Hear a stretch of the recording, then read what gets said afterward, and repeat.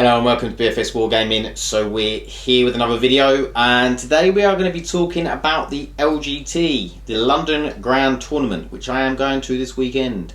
So this is a bit of a pre-LGT video. So I am going to do a little vlog, hopefully, if I remember and if I get enough time and if my brain's working, because I feel like I'm going to be concentrating a lot. So the LGT, where do I start? So all the lists are out and the pairings are out, so I know who I'm playing. I know the terrain, I know the deployment type, I know everything, and obviously my opponent does as well, which is really interesting. It's I've never obviously had this before in a tournament, because usually you find out on the day who you're playing, what the deployment type is, what map you're playing on, is in what terrain you're playing on, all of those things, and then you have to make up your battle plan within seconds, which we'll have to do probably for the rest of the games. But for this first one, it's a bit of a unique, for me, it's a unique thing, having all of that information and then being able to come up with a battle plan. So obviously I'm coming up with a battle plan, my opponent's coming up with a battle plan. It's going to be really interesting to see if our battle plans even remotely come off, or if, because it then depends on who gets first turn, who gets second turn, all of those things. But it is interesting, you get to sort of think about it before. So let's talk about the list. So there's a lot of lists that have come out. I'll talk about my list in a second. There's a lot of lists that have come out. So a lot of, really good players. I'm talking, best in the world players. Nick Nanavati's there. Manny Chima, who's top of the ITC rankings in the UK. Loads of really good players. Simon Pridis is in there, Anthony Chu, just a lot of players that have been on the tournament circuit that people have heard of. Josh Deff is in there as well. So it's going to be a really hard tournament. And lists, let's talk about lists. There is so many flyer lists, Eldar flyer lists after Eldar flyer list. I mean, don't get me wrong, Space Marines are the most used faction, but that's not, a lot of that is soup and other things. But yeah, I mean, I was expecting a lot of Eldar flyers, but yeah, I wasn't expecting as many. I was expecting a lot of Eldar flyer lists with 4, 5, 6 maximum planes, but 7, 8 planes. It's just crazy. All at the majority are probably at -2 because of a LATOC. You've then got your probably taking a couple of Drukhari flyers to add in there as well, a few Razor Wings. -1, -2 if you play lightning fast reactions. Obviously makes shooting a lot less reliable. And it's just a lot of firepower. And the Eldar planes are cheap, Crimson Hunter Exarchs for 160 odd points. Razor Wings for 140 points, 35 points. I mean, Hemlocks are a bit more expensive. I think they're 210, but they are a Psyker and they've got an auto hit flamer. And then you've got I saw the Nightwing on there as well. I can't remember how much that was. Not that expensive though. So yeah, I can see maybe something changing in the future with that, just because I mean it is so hard to battle against, to compete against them sort of lists, because although they're flyers, they have actually, and they changed that flyer rule, they have actually got a lot of board control with that, in terms of deep strike denial, and a lot of ways of protecting the troops, the little amount of maybe not troops, but the little amount of actually on the table stuff that they've got. So it makes it very hard to get to that stuff.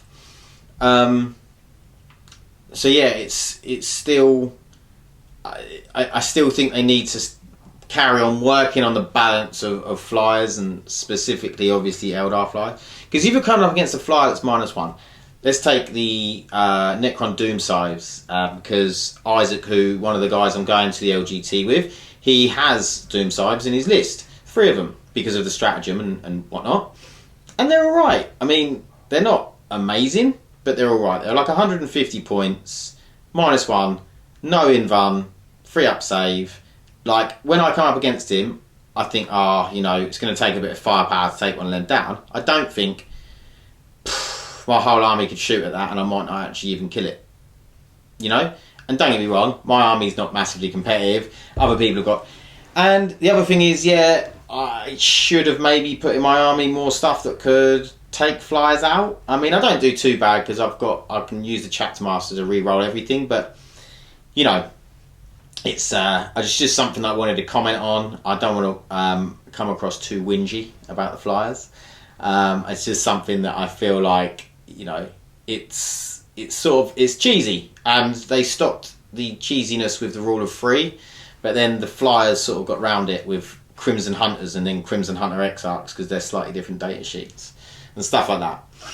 But enough about flyers. There's some really cool lists, really good lists, loads of Tau, loads of Space Marines, loads of Guard. Obviously then you've got your Drukhari and your Craftworlds and your Soups and Chaos. I'm looking forward to a couple of the other guys. I'm going with Tom. Ryra's got a really good Chaos list. You're going to see more Tyrant and Magnus. Ollie's got a really cool Chaos list with 3 Disco Lords, 3 Chaos Knights, and then some Chaos Space Marines. I played against that and it's really hard to play against, and so is Tom's list as well. And then Lee is taking sort of Venom Spam with flyers. Another guy, Phil, is taking sort of Guard with a bit of Blood Angel action. And then you've got Chris is taking Orcs with like Gorkanaut, Morkanaut, Looters, Shock Attack Gun, or the Relic, you know, super duper Shock Attack Gun. And yeah, so, and obviously Boys and Gretchen. And then you've got Tom, another Tom, who is taking Imperial Guard. I don't think I've missed anyone. But yeah, it's... and obviously I said Isaac's taking the Necrons. So yeah, really, really good variety of lists that we're going with. I am taking White Scars. I've got like a couple of Repulsors. I've got... I'll probably have a picture up behind me. A couple of Repulsor Executioners. I've got 3 of the Invicta Tactical Warsuits. I've got 3 units of Intercessors, 2 at 5-man, 1 at 6-man, all with the Auto Bolt Rifles, so the Assault 3. I've got 3 Eliminators with the Snipers. I've got a Khan on bike. I've got a Librarian on bike. And I have a Smash Captain on bike with Thunderhammer Storm Shield. Oh, and I've got 2 units of 2 attack bikes as well. So it's got a bit of mobility to the list with the attack bikes and the other bike units, obviously White Scars, and the tactical war suits as well. Good distractions, and you know, they can dish out some damage. And then just sort of them executioners sit at the back and try and rain down fire and take the big threats out, and then maybe a few snipes from the eliminators to take stuff out, and then the intercessors are there just to try and clean up troops and hold objectives and, you know, do all of that stuff. So, you know, it's not a hyper competitive list by any stretch of the imagination. There's already things that I would change to it and try and make better. Obviously, White Scars, the White Scars supplement isn't as competitive. It's not going to be as competitive as any of the other supplements until we get an updated bike. Whatever that bike is, or a Primaris bike, whether it's a flying bike or a not flying bike, I should imagine whatever happens, when the new bikes come out, we will be more competitive. For now, we'll do our best. So, I am playing for my first game Genestealer Cults and Tyranids. So it's going to be pretty close combat-y. So he's got Swarm Lord, Hive Tyrant, Malanthrope. He's got 2 units of 20 Genestealers. He's got 3 Ripper Swarms. He's got a unit of 6 Hive Guard to shoot me out of line of sight. He's then got Genestealer Cult with... he's got the Patriarch, the Magus, familiar with each. He's got 3 units of 10 Brood Brothers, with each with a heavy weapons team of a mortar, and he's got the Atalan Jackals with 2 quads and 8 bikes, 5 of those demo charges. So interesting, very, very interesting list. There's a lot of threats. You know, you've got psychic powers coming from the GC, the cult characters, the Patriarch and the Magus. You've also got a bit of psych from, did I say a Hive Tyrant as well from the Tyranids? Yeah. You've also got a bit of psych from the Swarm Lord and the Tyranids. I can't remember if the Malanthrope's got psychic powers or not, but probably. And then you have 40 Gene Stealers. One of them units can move twice. Oh yeah, the Tyranids are Kraken, so they can roll 3d3, pick the highest. You've got 40 Gene Stealers running at you. One of them can move twice. You know, with the deployment is, it's the Dawn of War one, but slightly angled. So he's only got 18 inches to move. Easily do that. He's going to get in first turn charge, 100%. If he goes first. Obviously I might be able to do something if I go first. So it's pretty horrific. It's not great at all. And there's a lot of threats to deal with. You've got things dropping in turn 2, with like the bikes throwing demo charges at me. If they go into deep strike, don't know what he's doing with them as of yet, but there's a lot of threats. Then you've got to deal with the Hive Tyrant, you've got to deal with the Swarm Lord, you know. You can probably ignore the Malanthrope, but you've got to deal with the rest. Patriarch, you've got to deal with it. The Magus, you've got to deal with because the powers are too strong.